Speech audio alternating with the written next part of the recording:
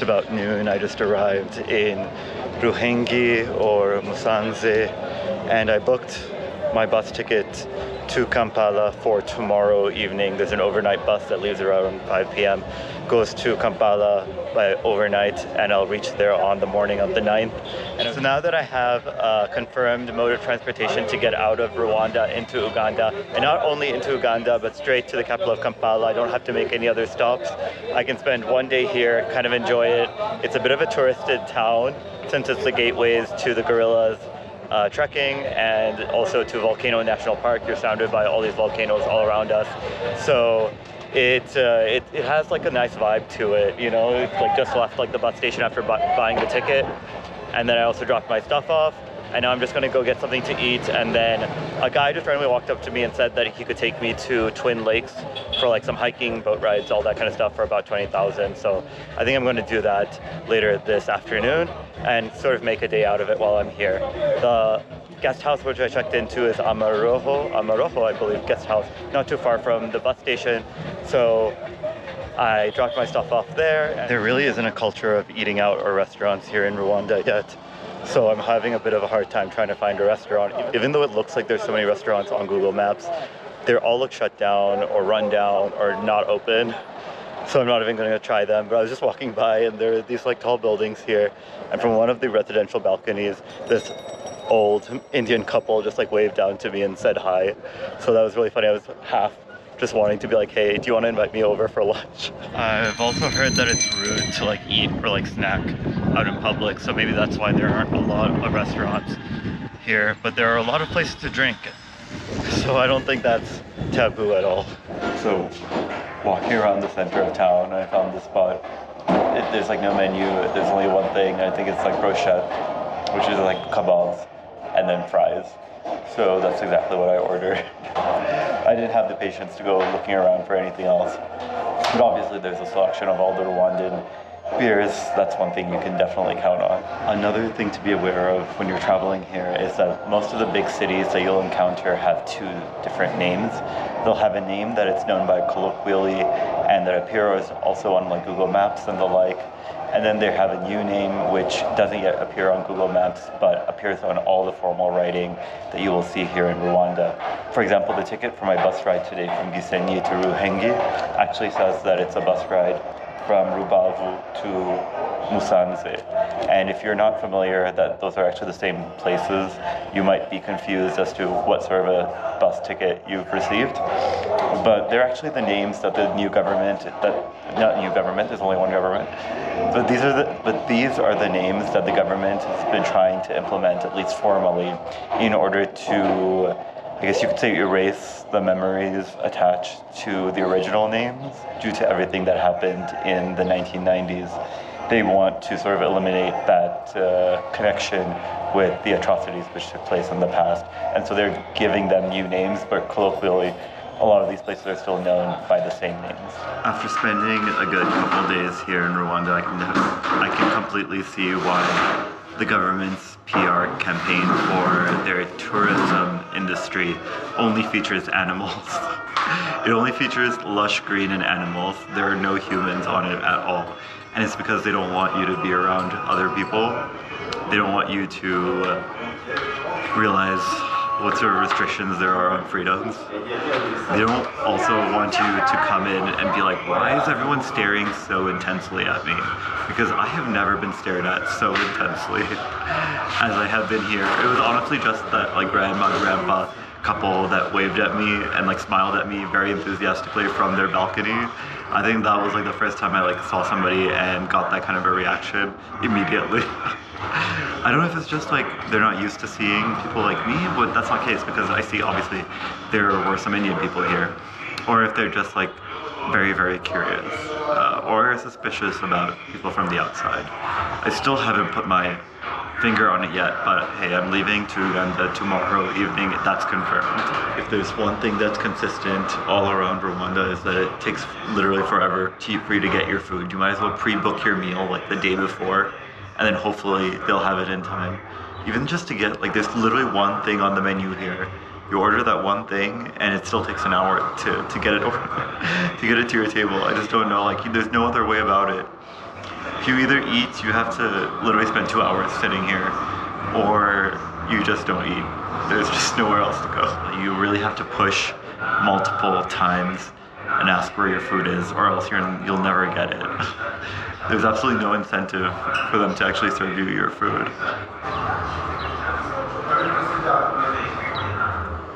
Yo, this meal, one brochette with all these fries took about an hour to get. Another typical Rwandan experience is literally going to a place that has a coffee shop in its name, but they're like, no, we don't have coffee, go across the street. Maybe I am getting a little vengeful and irritated. Maybe it is time to go to another country altogether.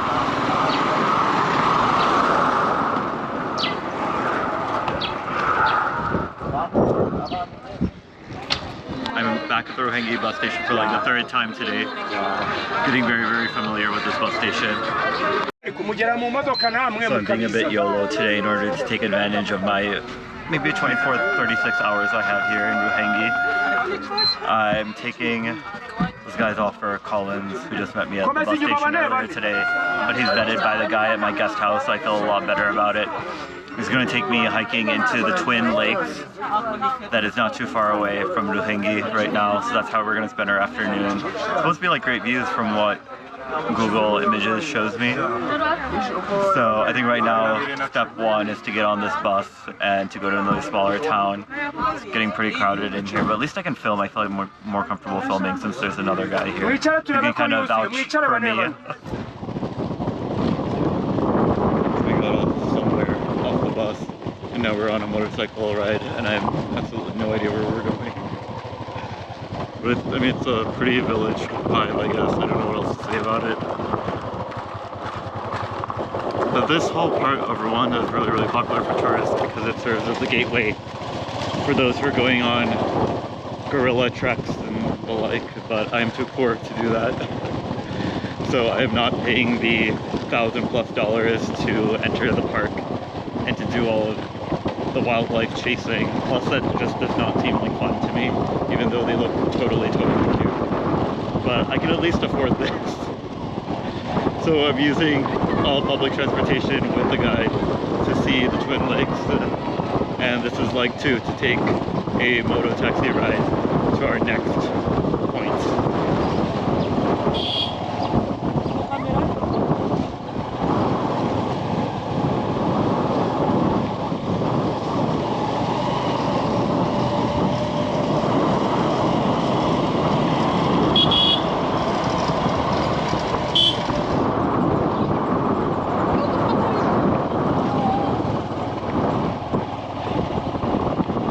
This is one way to start 2023.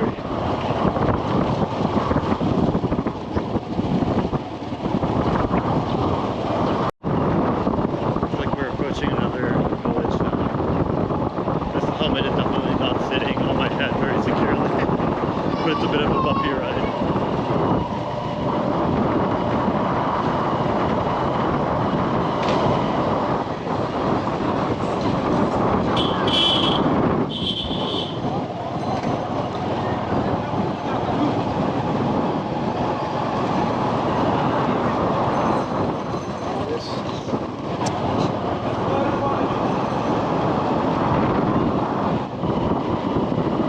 Vehicle behind me actually says tourist vehicle on it. That's probably the type of vehicle I'm meant to travel in if I were going to spend the hundreds of dollars to get entry to the park to go see the wildlife. But I'm not planning on doing that anytime soon. It doesn't fit in my $50 a day budget at all. I have to say there's a pattern in all these countries where people are kind of taught not to be so welcoming to outsiders, or at least to be more suspicious of outsiders. The children are always the best avenues into the society. Like, they have no filter at all. They will say hi, they will ask you what your name is, they will ask you where you're from. But it's their parents and everybody else just sort of quietly, strangely onlooking and not having the wherewithal and courage to ask you any questions, but they will just curiously stare at you. And that's definitely what I've been finding here in Rwanda as well when you're outside of Kigali. So we're definitely taking like all the modes of transportation today. We had the minibus and then the motorcycle. Now we're on a boat on Lake Ruhengeri, which is one of the two twin lakes. The other one, Lake Burera, I believe, is right behind these hills right in front of me. And these two lakes, they're not man-made lakes, but they're actually very, very naturally made lakes in the most natural sense possible. Natural in the sense that when one of the largest rivers here was actually blocked and dammed by a volcanic eruption, during which the lava flows turned into land masses and then dammed the river to create these two twin lakes. And so that's how we have these two bodies of water right in the middle of land surrounded by volcanoes. So this area of volcanoes actually consists of 5 volcanoes. You can see maybe like the first 2 pretty clearly behind me, but if you look really, really closely, at least with my eye right now, I can see like 4 or 5 hidden in the clouds.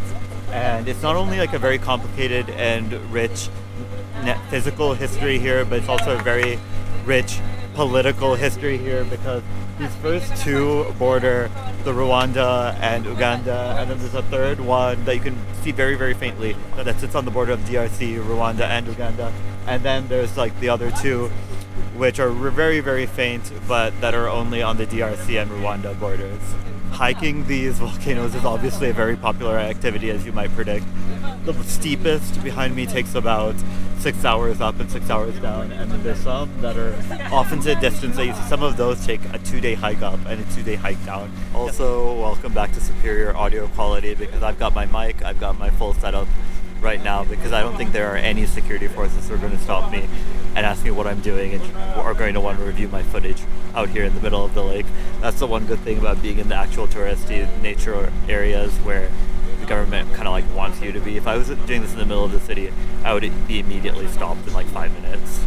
So we're on this island in the middle of the Lake Ruhengeri? Lake Ruhengeri, I believe.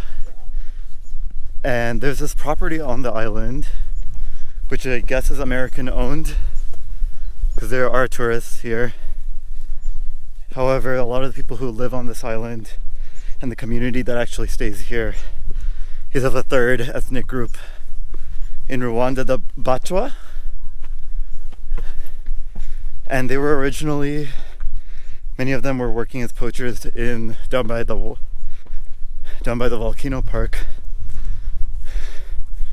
But the government had a program to resettle them here in the highlands in order to work and be educated and work in the tourist industry instead. So that's where we're at right now, and it's gorgeous. Look behind me. This is why they call it the Volcano National Park. Yeah. Because there's so many volcanoes. Yeah, so those are the volcanoes you can see. So you can see 3 of them. Yeah, the ones there, that one is called Bisoke and Karisimbi. But these 2 of them, the first 2 of them here, Muhabura and Gahinga, they border only Uganda and Rwanda. And these 2 of them, you see, each volcano has a crater lake on top of it. Yes. Yeah. For example, if you are checking that, you can see something which is like a 0 on top of it. And the other one you see, they call it Sebinyo. Sebinyo in Rwanda means teeth. Because teeth one is bigger than another one, so it's like teeth. Sebinyo, the third one. Yeah, that one used not to be hiked on the side of Rwanda. It used to be hiked on the Ugandan side. Okay. But now they have started hiking it. Okay. Yeah, so that one is bordered by 3 countries: Congo, Rwanda, and Uganda. Then the other 2 of them, they border Congo and Rwanda. One is called Bisoke, and it is the one that you find the Diana Fossey grave. I think you heard of the Diana Fossey, the one who used to be with the gorillas. Right. Her grave is on Bisoke. Bisoke is 4 hours up, 4 hours down, and if you reach on top of it, you can see Nyiragongo in Congo. So when you're on top of Bisoke, you can see Nyiragongo in Congo. That's the one that erupted recently, right? The one in Congo. In Congo. It's the one that erupted recently.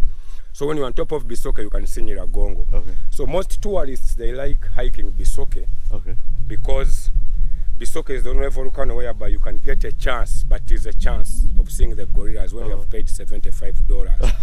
Instead of to- paying $1,000. Yeah, you can, but it's a chance. The chance. You may it's a see them, chance. you may not. But sometimes you can get a chance and you see the gorilla. Right. So it's these volcanoes and the gorillas who choose to live on the mountains surrounding these volcanoes, which really draw tourists here to Rwanda. I mean, that's exactly what you see everywhere, from the beer bottle to the Visit Rwanda signs. It's volcanoes and the gorillas.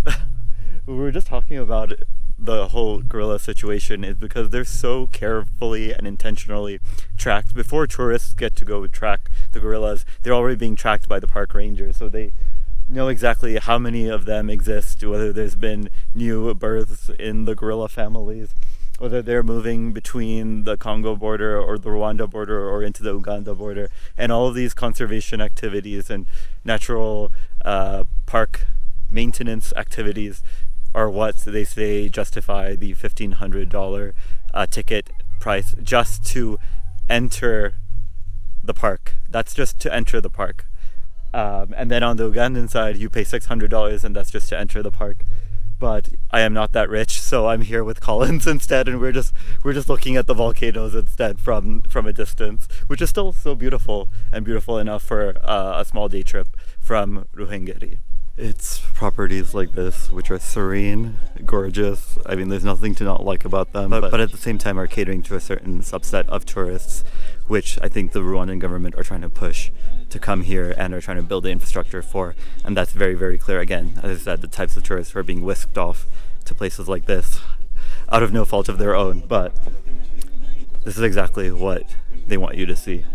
But I'm glad that we got to delve a little deeper earlier on in the trip and see other parts as well, because I think getting a good balance of what's going on in a country, from how people ought to live to what people are living like, is very, very important, and one of my main aims when I travel. So I guess this is our golden hour footage, but we've just started the boat. Yeah. We just got back on the boat and crossed the lake. And looks like we're on the narrow strip of land which actually divides the two twin lakes, though they're not twins because one is actually larger than the other. And we're going to go up to that lake right now. That's Lake Burera, leaving this lake behind. So we're going to start our hike.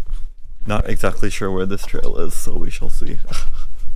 This might be a hashtag Nikila nature moment. Yep, looks like it. Well, you can definitely tell what all this travel and just eating whatever has done to me. You know, it's really true. Before, every day I used to go to the gym, and now I'm like literally like out of breath just from like climbing like 5 stairs. It's really shameful what can happen to you if you don't keep up your physical fitness every day on a regular basis. Look at me, I'm like, it's terrible. I'm like so out of breath from just those couple of stairs to get up here. I need to get back to some sort of routine when I'm back in the US, but I don't know. It's okay, it's all worth it for now, because I'm having the most amazing experiences of my life. Whew. When do you ever get to say again that you're in 2 lakes formed by volcanic activity amidst volcanoes and mountains inhabited by gorillas in the middle, almost pretty much in the dead center of the African continent here in Rwanda? It's worth missing a couple gym days for all of that. Oh, okay. So made it this far. yeah, A little bit more to go. was an old woman. Oh, okay. I used to pass here and I greet her. Yeah. Ooh.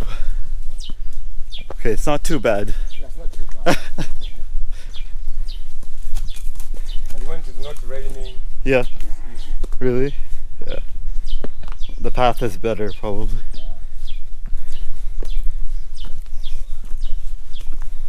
Is there people living up here? Yeah, all these are backyard. Yeah. So these are all the residences of Backyard, yeah. Batwa people. Yeah, these are their houses. Yeah. So they're the 3rd ethnic group. Sheep, goats, Yeah. cows. So they were the 3rd ethnic group Yeah. who were here and lived. They lived near the volcanoes, right? No, What? They lived near the volcanoes before, Yeah.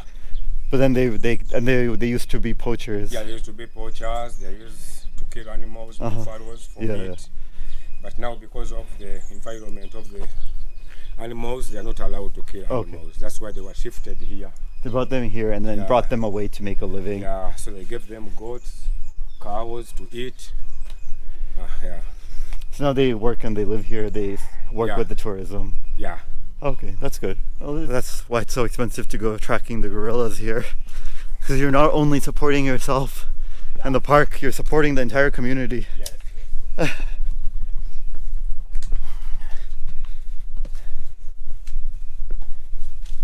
Okay, this is me trying to sound coherent while also trying to do this hike. Multitasking.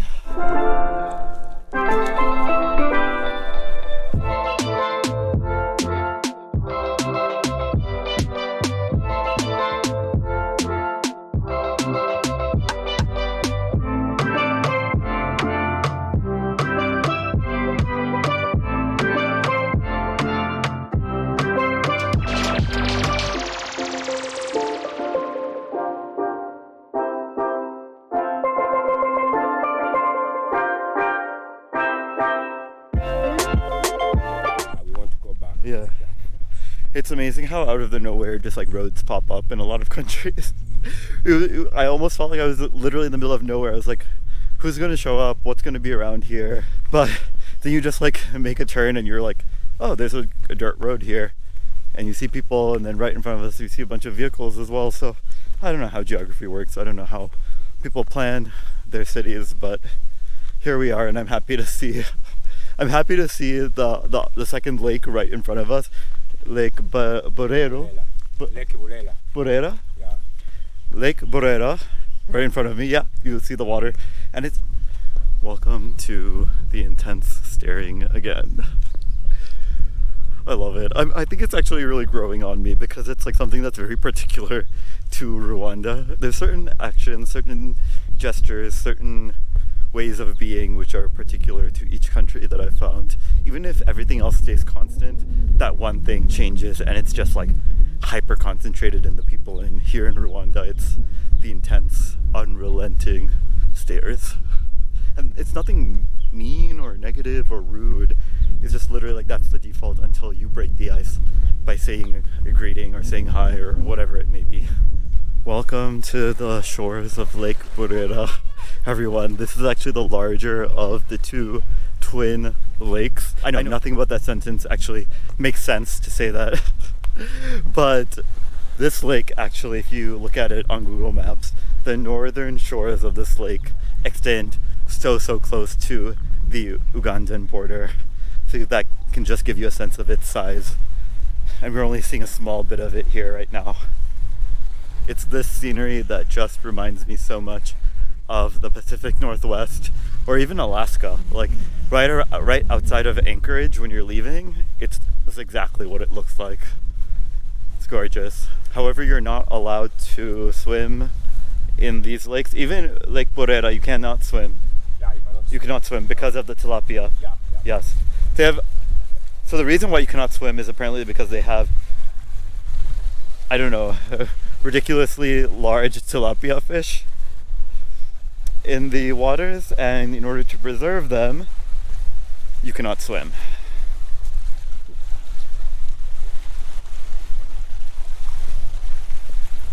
Yeah, you can definitely hear the water, I'm sure, with the mic. I'm just trying to not fall into it. There we go. There are schools there, there are hospitals, and there are churches and mosques, because there are different people here.